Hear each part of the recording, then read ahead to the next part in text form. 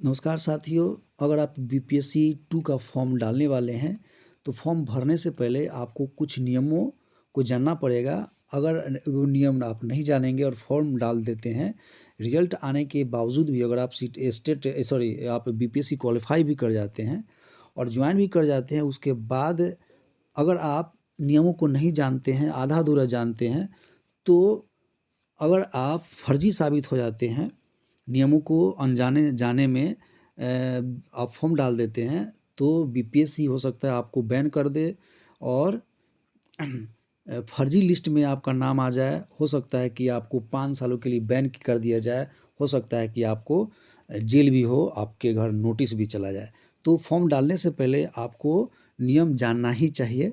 तो सबसे पहले आप देख लेते हम लोग देखेंगे कि मुज़फ्फरपुर में आप देख रहे होंगे, मुज़फ्फरपुर का ये लिस्ट है, जिसमें 100 बच्चों का लिस्ट जारी किया गया है। इसमें लिखा हुआ है कि प्रथम दृष्टया इनका संदेहास्पद प्रमाण पत्र, यानी कि ये जो है वो डाउटफुल, ये लोग जो भी है सो सब डाउटफुल हैं, जिनका डॉक्यूमेंट या कोई ना कोई कारण है, जिसके चलते हम लोग आगे देखेंगे अभी कि किन कारणों से उनको बाहर कर दिया गया है। हो सकता है कि उनको नोटिस जारी किया जाए और कारण पूछा जाए कि आपने ऐसा जानबूझ के या अनजाने में ऐसा क्यों किया? आपके चलते जैसे इसमें 100 स्टूडेंट का लिस्ट है, वो हम लोग आगे देखेंगे।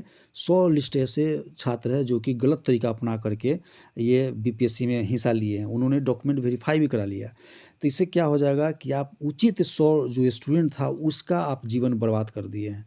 तो ख़ैर हम लोग ये देखेंगे कि देखिए इसमें पहला जो प्रियंका कुमारी नाम मेंशन किया हुआ है, इसमें क्या लिखा हुआ है कि वो पीआरटी में एलिजिबल नहीं थे। हालाँकि ये बीपीएससी की गलती है, जो बीएड वालों को 1 से 5 में उन्होंने रिज़ल्ट जारी कर दिया। तो इनका कोई दोष नहीं है, तो चलिए इसके लिए कोई दिक्कत नहीं है, यानी बीएड वाले 1 से 5 में अब फॉर्म नहीं डालेंगे। तो 3 स्टूडेंट ऐसे थे जिन्होंने बीएड कर रखा था और फॉर्म डाला था, उनका रिज़ल्ट भी आ गया, तो इनको अब बाहर कर दिया जाएगा।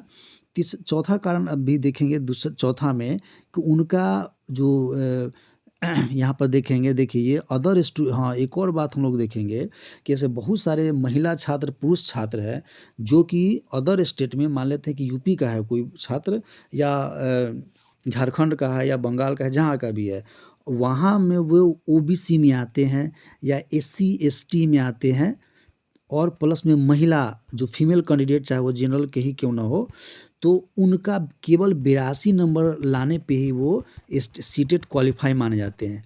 लेकिन सीटेट क्वालिफाई केवल 82 नंबर पे ही वो कर गए। अब अदर स्टेट जो महिला या पुरुष जो भी हो, जिस कैटेगरी से हो, अगर आप बिहार में जैसे ही आते हैं, तो आप जनरल में माने जाएंगे, आप जनरल में काउंट होंगे और आपको सीटेट क्वालिफाई तभी माना जाएगा जब आप 90 नंबर लाएंगे।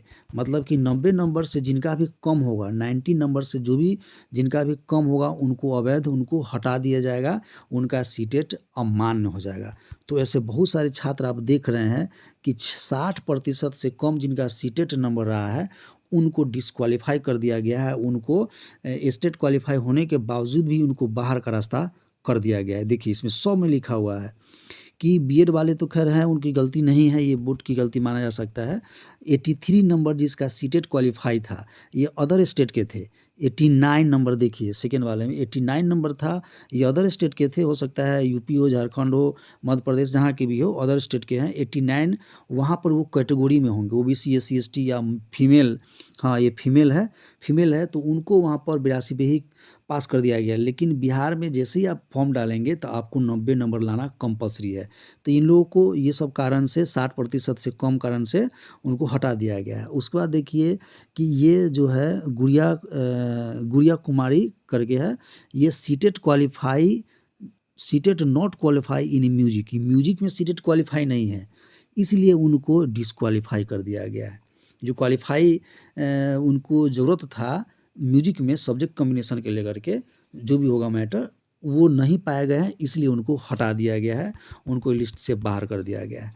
उसके बाद देखिए यहाँ पर क्या लिखा हुआ है कि English is not in honours paper. जिन व्यक्तियों का हाई स्कूल में ये मैक्सिमम चांस है कि हाई स्कूल का ही होगा, क्योंकि 1 से 5 में तो लैंग्वेज का कोई ये नहीं है।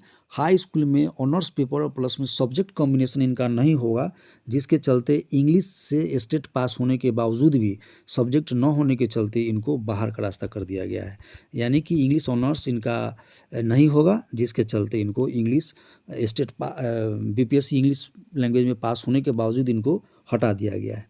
उसके बाद देखिए, एक स्टूडेंट को सीटेट क्वालिफाई है और वो 9 से 10 में भर दिए हैं। ये कितना बड़ी बात है। दुर्गा प्रसाद जी एक छात्र हैं जिन्होंने सीटेट के दम पर हाई स्कूल का फॉर्म डाल दिया। इन्होंने कितनी बड़ी गलती यहाँ पर की है। जो सीटेट केवल 1 से 5 या 6 से 8 तक ही होता है, 9 से 10 के लिए स्टेट क्वालिफाई होना चाहिए, जो इन्होंने गलती कर दिया और सीटेट के नंबर पर इन्होंने हाई स्कूल, बताइए, जो हाई स्कूल का फॉर्म डाल दिया, तो ये अपराध की श्रेणी में आएगा। अब है कि एक नेक्स्ट स्टूडेंट को आप देख रहे होंगे, इसमें क्या लिखा है कि स्टेट क्वालिफाई नहीं थे, स्टेट क्वालिफाई नहीं थे और तब ये उन्होंने बीपीएससी में फॉर्म डाल दिया, जिसके चलते इनको बाहर का रास्ता कर दिया गया है। अब है यहाँ पर देखेंगे बीएड वाले 1 से 5 में एलिजिबल नहीं है, इसलिए इनका रिजल्ट लिस्ट में होगा और इन्होंने डॉक्यूमेंट भी शायद वेरीफाई करवा लिया है, उसके बावजूद ही इनको नहीं, वेरीफाई नहीं, चूँकि 1 से 5 का तो वेरिफिकेशन हुआ ही नहीं था, इनको बाहर का रास्ता कर दिया गया है। इनका अलॉटमेंट मुजफ्फरपुर हो गया होगा, तो इनको मुजफ्फरपुर लिस्ट से उनको नाम हटा दिया गया है। अब वो एलिजिबल नहीं है, वो बहाल नहीं होंगे। उसके बाद देखिए, सीटेट क्वालिफाई नहीं है, अदर स्टेट है, 60% से कम होगा, ठीक है। अब देखेंगे यहाँ पर म्यूजिक वाले, ये बहुत सारे केस अभी देखा जा रहा है कि पीजी वो डांस में है, लेकिन वो म्यूजिक में फॉर्म भर दिए हैं। यानी कि म्यूजिक होने के लिए उनको क्या चाहिए, पीजी चाहिए, म्यूजिक चाहिए म्यूजिक में, न कि आप दूसरे सब्जेक्ट में करेंगे तो आपको माना जाएगा। ये प्रियंका कुमारी का आप देख रहे होंगे, इन्होंने पीआरटी डिप्लोमा की, जो कोर्स का नाम था early childhood education. Early childhood education जो एनटीटी या इस तरह से आप सुने होंगे, उनको 1 से 5 में अलाउ नहीं है। उन्होंने साल या 2 साल का कोर्स किया होगा, जो डीएड बीएड डीएड के इक्विवेलेंट नहीं माना जाता है, उसके आधार पर ये फॉर्म डाल दिए थे, इसलिए इनका सिलेक्शन नहीं हुआ। इनका सिलेक्शन होने के बावजूद इनको बाहर कर दिया गया है। ये तो गलत किए ही हैं, चूँकि ये एलिजिबल नहीं थे, फिर भी इन्होंने भरा। कंचन कुमारी का दिया हुआ है कि honours in accounts but applied in social science. बताइए, इन्होंने बीकॉम किया हुआ है, बीकॉम करने के बाद भी इन्होंने सोशल साइंस में स्टेट दिया और स्टेट क्वालिफाई किया, तो इनका सब्जेक्ट कॉम्बिनेशन है ही नहीं। कॉमर्स वाले सोशल साइंस में नहीं जा सकते हैं हाई स्कूल में, 6 से 8 का है नहीं, ये हाई स्कूल का है, तो इन्होंने गलती की और हाई स्कूल में कॉमर्स के आधार पे भर दिया। ये मनीता चौहान करके एक स्टूडेंट है, इनको भी अदर स्टेट के चलते जो 60% से कम है, इसलिए उनको बाहर कर दिया गया है। आप यहाँ पर देखेंगे सीटेट क्वालिफाई नहीं है, इसके बावजूद भी, सॉरी, इसकी सीटेट क्वालिफाई नहीं है, चूँकि अदर स्टेट है, 60% से कम है, इसलिए उनको हटा दिया गया है। PG not in political science, ये पॉलिटिकल साइंस के सब्जेक्ट में इन्होंने +2 में फॉर्म भरा होगा, पीजी +2 के लिए ही चाहिए, और ये सोशल साइंस, पोल साइंस न होने के बावजूद भी ये पोल साइंस में भरे होंगे, इसलिए इनको सब्जेक्ट न होने के चलते इनको डिस्क्वालीफाई कर दिया गया है। इनको तो फॉर्म डालना ही नहीं चाहिए था। ये है ऋषभ कुमार और ये बीएड थे, इसलिए इनको बाहर कर दिया गया है। अब देखिए, पीजी इन म्यूजिक यानी कि म्यूजिक से ये पीजी किए हुए हैं, शायद ये हो सकता है कि हाई स्कूल में भरे होंगे, जो म्यूजिक नहीं हुआ होगा, पीजी के अनुसार ये भरे होंगे। उसके बाद यहाँ पर क्लियर नहीं लिखा हुआ है, नॉट, चलिए बीएड वाले 1 से 5 में नहीं होंगे, सीटेट क्वालिफाई इनको नहीं माना जाएगा, कारण है कि इनका 90 से कम नंबर था। बहुत सारे ऐसे स्टूडेंट हैं, ठीक है, सेम चीज़ है। इनका देखिए क्या केस है, CTET marks sheet not clear readable, मतलब कि इनका जो सीटेट मार्कशीट है और जो इन्होंने अपलोड किया वो पढ़ने लायक नहीं है, वो साफ नहीं है। हालांकि इनका अगर ये साबित कर लेते हैं कि हाँ, इनका जो सीटेट है वो सही है, तो उनको अपने जो संबंधित अधिकारी होगा उनसे मिल करके तुरंत इसका समाधान करना चाहिए। तो आप ये समाधान अगर कर लेते हैं, अपने आप को सही साबित करते हैं, तो उनके साथ शायद दिक्कत नहीं होगा। इसके लिए संबंधित अधिकारी से इनको बात करनी चाहिए। एक देख रहे होंगे आरती कुमारी, आरती है, तो इसमें क्या है कि not eligible for PRT 1 ear training in primary teacher training, 1 साल की ये प्राइमरी टीचर ट्रेनिंग किए हुए हैं, तो ये इनको 1 से 5 में एलिजिबल नहीं है। चूँकि डीएलएड स्पेशल हो या डीएड या डीईएलईडी हो, उन्हीं को केवल 1 से 5 में अलाउ है, लेकिन इन्होंने 1 साल की ट्रेनिंग के आधार पर बीपीएससी क्रैक किया और अपना योगदान भी शुरू कर दिया, इसलिए इनका नाम यहाँ से हटाया गया है, इनको लिस्ट में शामिल किया गया है। सीटेट नॉट क्वालिफाइड 89 नंबर है, इसलिए बीएड है, इसलिए इनको हटा दिया गया है। देखिए, सीटेट पास न होने के बावजूद सीटेट क्वालिफाई नहीं कर पाए, क्योंकि अदर स्टेट के हैं, इनका नंबर 60% से कम होगा। मैक्सिमम स्टूडेंट जो है अदर स्टेट के महिला लोग या पुरुष लोग जो कि 90 नंबर से कम है, उनको बाहर किया जा रहा है। तो ये बड़ी संख्या है ऐसे छात्र का जो 90 नंबर महिला हो या पुरुष हो, अदर स्टेट के हैं और उनका 90 तक नहीं पहुंच पाया है। तो उन सब को अनुमान के आधार पे, ये मोटे तौर पे अनुमान है, ये एग्जैक्ट नहीं कहा जा सकता है, 3 से 5,000 के बीच में से जरूर छात्र होंगे कम से कम, जो 90 नंबर उनका न होने के चलते उनको बाहर किया जाएगा। उसके बाद आप देख लीजिए, सीटेट का मार्कशीट इन्होंने क्लियर नहीं अपलोड किया। या तो टेक्निकल मिस्टेक होगा या इनका मिस्टेक होगा, जिसकी वजह से ये होगा। ये बीएड अवेलेबल इनका मार्कशीट नहीं है, वैसे भी खैर इन तो नहीं होंगे। अच्छा, टेट मार्कशीट जो है इनका स्पष्ट नहीं है, इसलिए इनको बाहर किया जाएगा। तो इतने सारे स्टूडेंट हैं, इसका कारण हम लोग देख रहे हैं कि क्यों उन लोगों को बाहर किया जा रहा है। देखिए, इसमें इनका एक का नाम जो फॉर्म डाले हैं उसमें इनका नाम यहाँ पर देखिए, डिफरेंसेज इन नेम, नाम इनका अलग अलग है। तो नाम अलग अलग है, जिसके आधार पर इनको बाहर किया जाएगा। ये सब देखिए, डीएलएड फाइनल में ही थे और इनका कंप्लीट नहीं था, इसलिए इनको बाहर कर दिया गया है। देखिए, ये ट्रेनिंग डॉक्यूमेंट जो इनका अभी तक रिसीव नहीं हुआ है, ये अपलोड नहीं किए हैं, दिए नहीं हैं, इसलिए इनको डिस्क्वालीफाई कर दिया गया है।